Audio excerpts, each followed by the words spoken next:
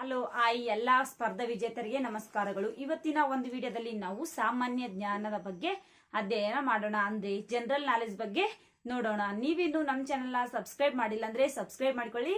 ಹಾಗೆ ಈ ವಿಡಿಯೋನ ನಿಮ್ಮ ಫ್ರೆಂಡ್ಸ್ಗೆ ಶೇರ್ ಮಾಡಿ.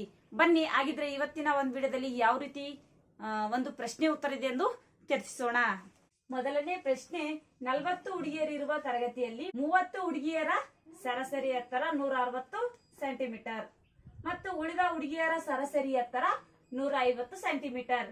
ಒಟ್ಟು ತರಗತಿಯ ಸರಾಸರಿ ಎತ್ತರ option 1 160 centimetre, option 2 159 centimetre, option 3 78 centimetre, option 4 143 centimetre. ನೋಡಿ ಫ್ರೆಂಡ್ಸ್, 40 ಹುಡುಗಿಯರಿರುವ ತರಗತಿಯಲ್ಲಿ 30 ಹುಡುಗಿಯರ ಸರಾಸರಿ ಸಂಖ್ಯೆ 160 ಆದ್ರೆ ಉಳಿದ ಹುಡುಗಿಯರ ಸರಾಸರಿ ಎತ್ತರ 150 ಸೆಂಟಿಮೀಟರ್. ಅಂದ್ರೆ ತರಗತಿಯ ಸರಾಸರಿ ಎಷ್ಟಾಗಿರ್ತದಪ್ಪ ಅಂದ್ರೆ ನಮ್ಗೆ ಸರಾಸರಿ ಸೂತ್ರ ಗೊತ್ತಿದ್ರೆ ನಾವು ಈ ಒಂದು ಪ್ರಶ್ನೆಗೆ ಸರಳವಾಗಿ ನಾವು ಉತ್ತರವನ್ನು ಕಂಡುಹಿಡಿಯಬಹುದು. ಹಾಗಿದ್ರೆ ಈ ಒಂದು ಪ್ರಶ್ನೆಗೆ ಉತ್ತರ ಆಪ್ಷನ್ 2 159 ಸೆಂಟಿಮೀಟರ್.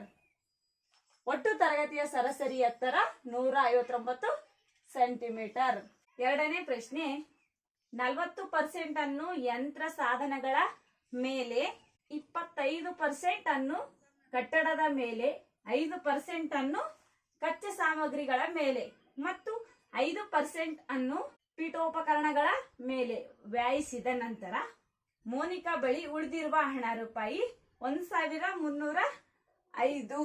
ಅವಳು ಬಳಸಿದ್ದ ಹಣ ಆಪ್ಷನ್ 1 ರೂಪಾಯಿ 9500, ಆಪ್ಷನ್ 2 ರೂಪಾಯಿ 8300, ಆಪ್ಷನ್ 3 ರೂಪಾಯಿ 8700, ಆಪ್ಷನ್ 4 ರೂಪಾಯಿ 9200. ನೋಡಿ ಫ್ರೆಂಡ್ಸ್, 40% ಅನ್ನು ಯಂತ್ರ ಸಾಧನಗಳ ಮೇಲೆ, 25% ಅನ್ನು ಮಾಡಲಾಗಿದೆ. ಆದ್ರೆ ಕಟ್ಟಿದ ಮೇಲೆ 50% ಅನ್ನು ಕಚ್ಚಾ ಸಾಮಗ್ರಿಗಳ ಮೇಲೆ ಮಾಡಲಾಗಿದೆ. ಅದೇ ರೀತಿ 5% ಅನ್ನು ಪೀಠೋಪಕರಣಗಳ ಮೇಲೆ ವ್ಯಯಿಸಿದ ನಂತರ ಮೋನಿಕಾ ಬಳಿ ಉಳಿದಿರುವ ಹಣ ರೂಪಾಯಿ 1305 ಆಗಿದ್ರೆ ಅವಳ ಬಲ್ಲಿದ್ದ ಹಣ, ಅವಳು ಎಷ್ಟು ಹಣವನ್ನು ಇತ್ತು, ಅದರಲ್ಲಿ ಎಷ್ಟೆಷ್ಟು ಪರ್ಸೆಂಟ್ ಅನ್ನು ಮಾಡ್ಯಾರಪ್ಪ ಅನ್ನೋದೇ ನಾವು ಈ ಒಂದು ಪ್ರಶ್ನೆಗೆ ಉತ್ತರವನ್ನು ಕಂಡುಹಿಡಿಯುವುದಂತಾಗಿದೆ.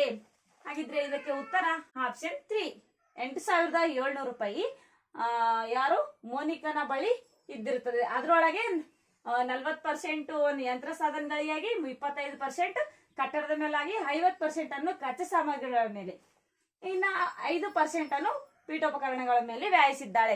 ಈಗೆಲ್ಲಾ ವ್ಯಯಿಸಿದ ಮೇಲೆ ಅವಳ ಹತ್ತಿರ ಇದ್ದ ಹಣ ರೂಪಾಯಿ 8700 ರೂಪಾಯಿ ಇರುತ್ತದೆ. ಹಾಗಿದ್ರೆ ಉತ್ತರ ಆಪ್ಷನ್ 3 ಆಗಿರುತ್ತದೆ.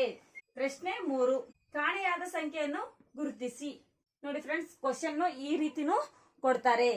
ಈಗ 5 4 29 9 ಇದು ಕಂಪ್ಲೀಟ್ ಆದ. ಮತ್ತೆ 9 4 13 ಇಲ್ಲಿ ಏನಪ್ಪಾ ಕ್ವಶನ್ ಮಾರ್ಕ್ ಅದ. ಅಂದ್ರೆ ಇಲ್ಲಿ ಯಾವ್ದು ಕಾಣೆ ಆಗದಪ್ಪ ಅನ್ನೋದೇ ನಾವು ಕಂಡುಹಿಡಿತಕ್ಕಂತ ಉತ್ತರವಾಗಿರುತ್ತದೆ. ಇದರಲ್ಲಿ 3 8 35 11 ಇದು ಕಂಪ್ಲೀಟ್ ಅದ. ನಾವು ಇದಕ್ಕೆ ಕಂಡುಹಿಡಿಬೇಕು 9 4 13. ಹಾಗಾದ್ರೆ ಇಲ್ಲಿ ನಮ್ಗೆ ಕಾಣವಾದ್ದು ಸಂಖ್ಯೆ ಯಾವ್ದಾಗಿರ್ತದಪ್ಪ ಅಂತಂದ್ರೆ ಆಪ್ಷನ್ 4 49 ಈ ಒಂದು ಪ್ರಶ್ನೆಗೆ ಉತ್ತರವಾಗಿರುತ್ತದೆ. ಅದೇ ರೀತಿ ಪ್ರಶ್ನೆ 4, ಕ್ರಮಾನುಸಾರ ವರ್ಗ 3 ಬೆಸ ಸಂಖ್ಯೆಗಳ ಮೊತ್ತವು 2531 ಆಗಿರುತ್ತದೆ. ಹಾಗಾದಲ್ಲಿ ಸರಿಯಾದ ಆ 3 ಬೆಸ ಸಂಖ್ಯೆಗಳನ್ನು ಗುರುತಿಸಿ.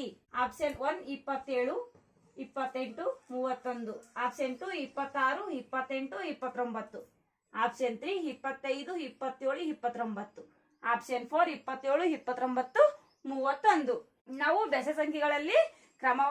ನಾವು ಬೆಸ ಸಂಖ್ಯೆಗಳಲ್ಲಿ ಕ್ರಮವಾಗಿ ಅನುಸಾರವಾಗಿ ನಾವು ಬರೆದಾಗ ಏನಾಗುತ್ತದಪ್ಪ ಅಂದ್ರೆ ಆಪ್ಷನ್ 4 27 29 30 ಆಗುತ್ತದೆ. ಅದೇ ರೀತಿ 5ನೇ ಪ್ರಶ್ನೆ, ಕೆಳಗಿನ ಯಾವ ಸಂಖ್ಯೆಯು ಖಾಲಿ ಬಿಟ್ಟ ಜಾಗವನ್ನು ತುಂಬುತ್ತದೆ? ಈ ರೀತಿನೂ ಪ್ರಶ್ನೆಗಳನ್ನು ಕೊಡ್ತಾರೆ ಎಕ್ಸಾಮ್ ನಲ್ಲಿ.